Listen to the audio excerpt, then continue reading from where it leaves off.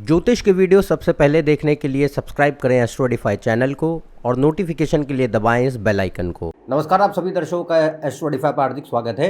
आज हम जानेंगे कि मंगल 11वें भाव में जब किसी व्यक्ति कुंडली में हो तो किस प्रकार के सामान्य परिणाम वो दे सकता है। यहाँ हम दो सूरतों के बारे में देखेंगे। एक कि मंगल 11वें भाव में शुभ है, अच्छे योग बनाता है, बलशाली है, तो किस प्रकार के शुभ परिणाम वो दे सकता है। और दूसरा कि यदि मंगल 11वें भाव में है पर बलहीन है, कमज़ोर है, कुपित है, पीड़ित है और अच्छे योग नहीं बनाता तो किस प्रकार के दुष्परिणाम भी वो देने की ताकत रखता है। तो आइए अपने इस वीडियो को शुरू करते हैं।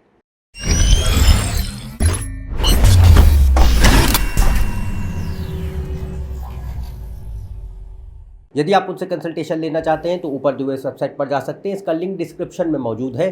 तो हम जान रहे हैं कि मंगल 11वें भाव में सामान्य रूप से किस प्रकार के परिणाम दे पाता है। पहली सूरत जो हम देखेंगे, फर्स्ट कंडीशन कि मंगल 11वें भाव में अच्छा है। अच्छे से अर्थ है कि मंगल अपनी राशि में है, मित्र की राशियों में है, उच्च का है, और जिस ग्रह की राशि में वो बैठा है उस ग्रह की जो है स्थिति कुंडली में अच्छी है। यानी मंगल को जिस ग्रह की राशि में वो बैठा उससे सहयोग प्राप्त है, वो ग्रह खराब नहीं है। दूसरा, सूर्य, चंद्र और लग्नेश। तो सूर्य, चंद्रमा और लग्नेश कुंडली चलाते हैं, बल तय करते हैं। आप किसी भी ग्रह को देखें, सूर्य, चंद्र और लग्नेश बहुत महत्वपूर्ण है। यहाँ हम सिर्फ मंगल की बात ही नहीं कर रहे, कोई भी ग्रह किसी भी भाव में कैसा भी परिणाम दे, सूर्य, चंद्र और लग्नेश जो हैं ये अगर ताकतवर हैं, अच्छी परिस्थिति में है तो कुंडली में बल होता है, अच्छे परिणाम दिखाई पड़ते हैं और दशा जो है पूरी तरीके से अच्छे परिणाम दे पाती है अगर अच्छे ग्रहों की हो। पर अगर ये कमज़ोर होंगे तो कुंडली में बल की कमी होगी। फिर ग्रह आपके बाकी अच्छे योग भी बनाए, मजबूत भी हों, ढंग की राशियों में भी बैठे, फिर भी अच्छे परिणाम यानी पोटेंशियल जो उनका होता है कम हो जाता है, क्षमता कम हो जाती है, शक्ति कम हो जाती है, तो अप्रोप्रिएट रिजल्ट्स नहीं मिलते। तो यहाँ पे सूर्य, चंद्र, लग्नेश बलशाली हैं और मंगल की परिस्थिति अगर सही है और अच्छे योगों के ग्रहों के साथ संबंध है, यानी धन योग, राजयोग वगैरह कुंडली में बना दे रहा है, तो हम सामान्य रूप से मंगल को अच्छा 11वें भाव में कंसीडर करेंगे। अब यहाँ पे अगर ऐसी परिस्थितियाँ मंगल कुंडली में पैदा करे तो ये जो है कई ऐसे परिणाम अच्छे देने की क्षमता रखता है। तो पहले हम देखते हैं कि 11वां भाव क्या इच्छाओं का होता है, लाभ का होता है। तो जो भी हमारी डिज़ायर्स हैं और जो भी हमारे जीवन में हमको कोई भी चीज़ का लाभ होता है, सिर्फ पैसे का ही लाभ नहीं, किसी भी चीज़ का लाभ, कोई भी विषय वस्तु का हम अगर गेन देखें, लाभ देखें तो 11वें भाव से देखा जाता है। तो मंगल और सूर्य देखिए महत्वाकांक्षी ग्रह माने गए हैं। तो 11वें भाव में इच्छाओं की अगर बात कही जाए तो मंगल क्या है, व्यक्ति को एक महत्वाकांक्षी स्वभाव पैदा करता है। महत्वाकांक्षी यानी कि एम्बिशियस नेचर है, जिसमें खास तौर से मंगल और सूर्य पद और प्रतिष्ठा और प्रभुत्व के जो है ज़्यादा महत्वपूर्ण ग्रह माने गए हैं। ये धन के लिए उतना इम्पोर्टेंट नहीं माने गए हैं। तो सूर्य, मंगल और गुरु अगर इनका प्रभाव बहुत ज़्यादा होता है तो व्यक्ति के भीतर जो है एक ये एम्बिशन जिसको कहें, महत्वाकांक्षा उत्पन्न करते हैं कि मेरे पास पद हो, प्रतिष्ठा हो, मान हो, यश हो, सम्मान हो, प्रभुत्व हो। तो ये पावर, अथॉरिटी सीख करने वाले ग्रह हैं। पोजीशन और नेम और स्टेटस और रेपुटेशन सीख करने वाले ग्रह हैं। राजसिक प्रवृत्ति ज़्यादा होती है। दूसरा, जैसे बाकी ग्रह हम देखते हैं, शनि, बुध, राहु, ये सब क्या, ये पैसे के पीछे ज़्यादा ले जाते हैं। तो कोई ऐसे लोग होते हैं जिनके लिए पावर, पोजीशन, अथॉरिटी ज़्यादा इंपॉर्टेंट होती है और किसी लोगों के लिए पैसा बहुत ज़्यादा इंपॉर्टेंट होता है। तो 11वें भाव में मंगल सामान्य रूप से, क्योंकि वो पद प्रतिष्ठा का ग्रह है, तो एम्बिशन देगा। इसका ये मतलब नहीं कि पैसे के प्रति व्यक्ति का कोई रुझान नहीं है। मेन ये नज़र आता है कि मंगल 11वें भाव में महत्वाकांक्षी स्वभाव अगर दे तो अधिकतम राजसिक प्रवृत्ति पैदा करेगा, जिसमें महत्वाकांक्षा, पद, प्रतिष्ठा, यश, मान, कीर्ति की ज़्यादा होती है। और अगर 11वें भाव में अच्छा है तो वो उसकी प्राप्ति भी दे पाता है। यानी आप जो भी कार्य करते हो, जिस भी फील्ड में हो, उस क्षेत्र में वो सफलता प्रदान करे, पद प्रतिष्ठा प्रदान करे और आपका एक नाम प्रदान करे, उसके लिए मंगल अच्छा होता है 11वें भाव में। दूसरा, अगर कुंडली में शनि, बुध सही परिस्थिति में हैं तो ये 11वें भाव, क्योंकि 11वां भाव शनि और राहु का मूल भाव है, कुंभ राशि पड़ती है वहाँ पे, तो शनि और राहु का मूल भाव माना गया। तो मंगल अगर 11वें भाव में है और अगर उसका संबंध शनि या बुध या राहु से है या फिर ये ग्रह कुंडली में बेहतर हैं, तो ये व्यक्ति को एक logical, scientific, rational, sceptical view point देते हैं, यानी तार्किक वास्तविक जो है बुद्धि प्रदान करते हैं। और ये अगर हम देखें तो बिजनेस एक्यूमेन, अगर कुंडली में ऐसे योग हैं कि व्यापार करने के लिए कुंडली में अच्छे योग बनते हैं, तो ये व्यापारिक दृष्टिकोण भी देते हैं, बिजनेस एक्यूमेन जिसको कहते हैं वो भी प्रदान करते हैं। दूसरा, नेतृत्व क्षमता और सही निर्णय लेने की क्षमता, तो निर्णायक क्षमता, अगर डिसीजन मेकिंग कैपेबिलिटी है वो अच्छी होती है, लीडरशिप स्किल्स हैं वो अच्छे होते हैं। और उसका कारण क्या होता है, मंगल शनि राहु व्यक्ति को बहुत ज़्यादा वास्तविक और तार्किक बनाते हैं, प्रैक्टिकल लॉजिकल वर्ल्ड व्यू होने के चलते स्ट्रीट स्मार्टनेस पैदा करते हैं। इंसान अपने ज़िंदगी में काम करके तजुर्बे से ज़्यादा सीखता है बनिस्बत की सिर्फ किताबी ज्ञान के। इसके अलावा ये काफ़ी हद तक व्यक्ति को नीति कुशल बनाते हैं, यानी टैक्टफुल और स्ट्रैटेजिक।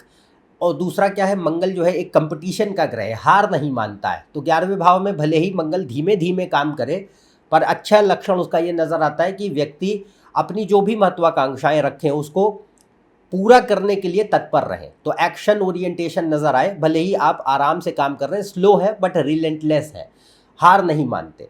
दूसरा, इसमें एक क्योंकि छठा भाव यानी 11वां भाव जो होता है वो छठे से छठे स्थान पे पड़ता है, तो छठा भाव संघर्षों का होता है। तो मंगल 11वें भाव में या छठे भाव में कभी भी होगा तो आपको जीवन में कहीं ना कहीं संघर्ष देगा, यानी कोई ना कोई चीज़ें होंगी जिनको आपको ओवरकम करना, ऑब्स्टिकल्स होते हैं, you have to overcome the struggles and obstacles, और तब आपको विजय देता है। तो यहाँ पे एक अच्छी परिस्थिति ये नज़र आती है कि ये किसी भी तरीके के जो जीवन में प्रतिस्पर्धा है, यानी कंपटीशन है, संघर्ष है, या कोई भी बाधाएं हैं, वो व्यक्ति ऐसा नहीं है कि देखते नहीं, पर देखने के बावजूद उनको व्यक्ति उनसे आगे निकल पाता है, जीत पाता है, विजय प्राप्त कर पाता है। तो ये यहाँ पे अच्छा पक्ष नज़र आता है। दूसरा, मंगल यहाँ पे जो है अगर क्योंकि 11वां भाव सोर्स ऑफ इनकम का होता है, तो 11वें भाव में अगर ऐसे करियर कई ऑप्शंस हैं जिनके लिए मंगल 11वें भाव में नेचुरली बहुत अच्छा माना जाता है। आपको कुंडली में और भी योग देखने पड़ेंगे, तो खास तौर से stem field, science, technology, engineering और मैथमेटिक्स के जितने भी क्षेत्र हैं उनके लिए बहुत अच्छा होता है। उसके अलावा मैनेजमेंट, एडमिनिस्ट्रेशन है, डिफेंस के इलाके हैं, तो डिफेंस में चाहे all kind of defence area, या जैसे पुलिस हो गया, मिलिट्री के सारे तीनों सेवाएं हो गई, कानून लॉ के लिए अच्छा होता है, सेफ्टी सिक्योरिटी से रिलेटेड कोई भी लोग जो काम कर रहे हैं उनके लिए अच्छा होता है। 11वां भाव पैसे का है, तो banking, financial service, insurance, tax, accounts, commerce, इनके लिए बहुत अच्छा होता है। और इंडस्ट्रियल जॉब्स किसी भी तरीके की हैं, मैन्युफैक्चरिंग, प्रोडक्शन और हेवी इंडस्ट्रीज़ में जो लोग भी काम करते हैं, ये टेक्निकल जॉब प्रोफाइल्स हैं, वो इससे देखे जा सकते हैं। हॉस्पिटैलिटी का सेक्टर है, फूड और एग्रीकल्चर का सेक्टर है, उसके लिए योग होने चाहिए, अन्य योग ज़रूर देखिए, पर मंगल अगर 11वें में है और इस तरीके के योग बनाता है तो इन क्षेत्रों में ले जाने में बड़ी मदद करता है। स्पोर्ट्स के लिए भी अच्छा, स्पोर्ट्स और फिटनेस का सेक्टर है, उसके लिए भी अगर कुंडली में योग है तो 11वें भाव में मंगल शुभ होगा। सेल्फ एम्प्लॉयमेंट और बिजनेस के भी योग बना सकता है, हालांकि मंगल कारक नहीं होता है व्यापार का, बट कुछ कंडीशंस में अगर मंगल जो है, मंगल के अलावा शनि, बुध, राहु, लग्न 7वें भाव, इनकी परिस्थितियां बढ़िया है और इनका करियर पे बड़ा प्रभाव हो जाए तो ये व्यक्ति को खुद से काम करने के लिए भी अच्छे माने जाते हैं। तो सेल्फ एम्प्लॉयमेंट और बिजनेस के लिए, एंटरप्रेन्योरशिप के लिए भी मंगल 11वें भाव में शुभ माना जाता है। आपको अन्य योग ज़रूर देखने चाहिए। और जैसा मैंने कहा, अगर मंगल ही नहीं बाकी ग्रह भी कुंडली में अच्छे हैं तो इससे क्या पता चलेगा कि 11वां भाव जो लाभ का था वो आपको इन क्षेत्रों में, जिस भी क्षेत्र में आप काम कर रहे हैं वहाँ से एक अच्छी इनकम का सोर्स जनरेट करे और लगातार प्रगति प्रदान करे।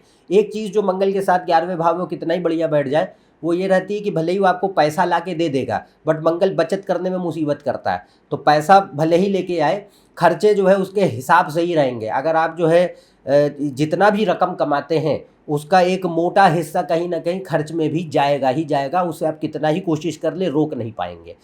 पर क्योंकि मंगल खर्चे का ग्रह होता है, it is not the planet of savings, it is the planet of expenditure.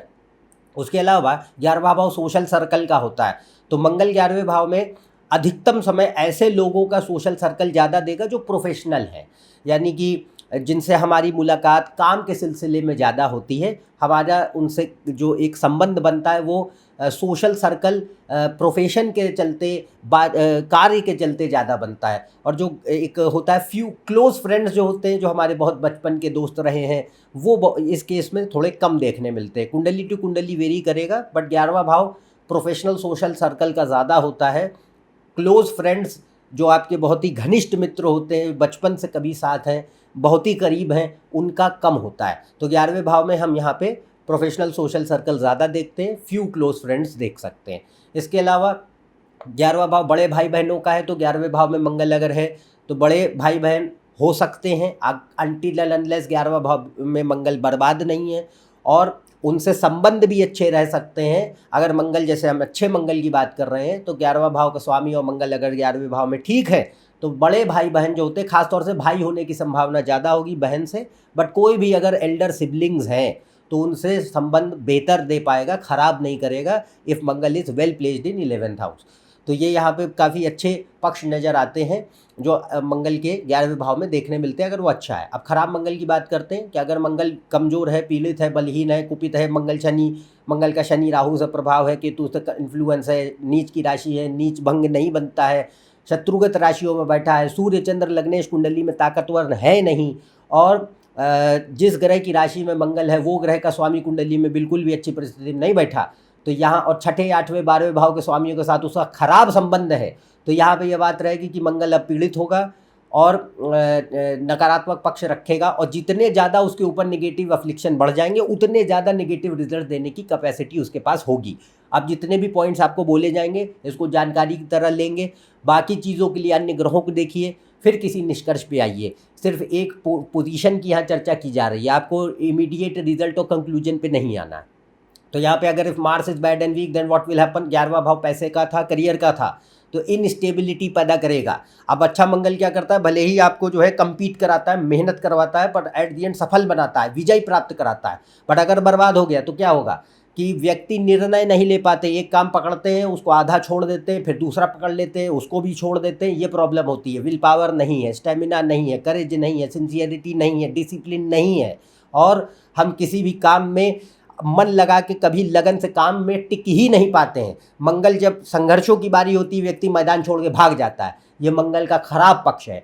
इसके अलावा क्या होता है, दोषारोपण की आदत होती है कि हम अपनी गलतियां, अपनी कमियों को छुपाने के लिए किसी और पे दोष मढ़ देते हैं कि इस वजह से नहीं कर पाए, किसी फला व्यक्ति की वजह से नहीं कर पाए, ये खराब मंगल की निशानी है।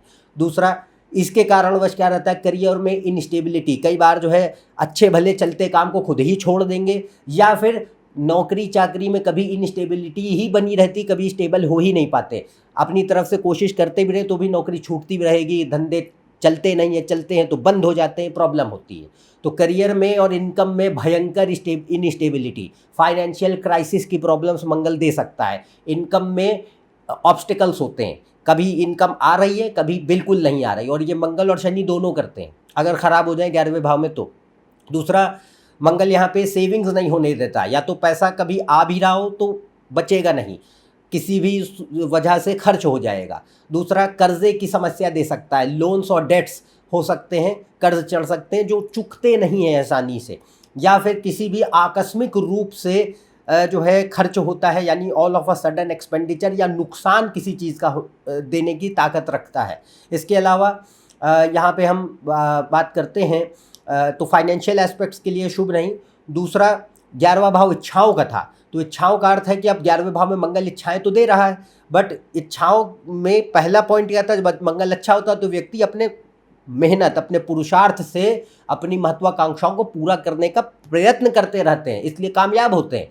बट अगर यहाँ पे खराब होगा तो क्या होगा, इच्छाएं तो अभी भी हैं, बट अब हम कई दफ़ा अगर योग अशुभ है, राहु वगैरह का खराब प्रभाव है, चंद्रमा पीड़ित है, तो ये शॉर्टकट्स अपनाएंगे कि बस जैसे तैसे सही, हमको फ़ायदा हो रहा है, किसी का नुकसान भी हो जाए कोई दिक्कत नहीं है, हमको फ़ायदा होना चाहिए। तो लालच बढ़ाता है, धूर्तता बढ़ाता है और स्वार्थपरता बढ़ाता है, और हम सही और गलत की परवाह नहीं कर पाते, विवेक नहीं देता कि क्या सही है क्या गलत है। एट दी एंड नुकसान ही होगा, बट इस तरीके की नकारात्मक प्रवृत्ति देने की शक्ति होती है।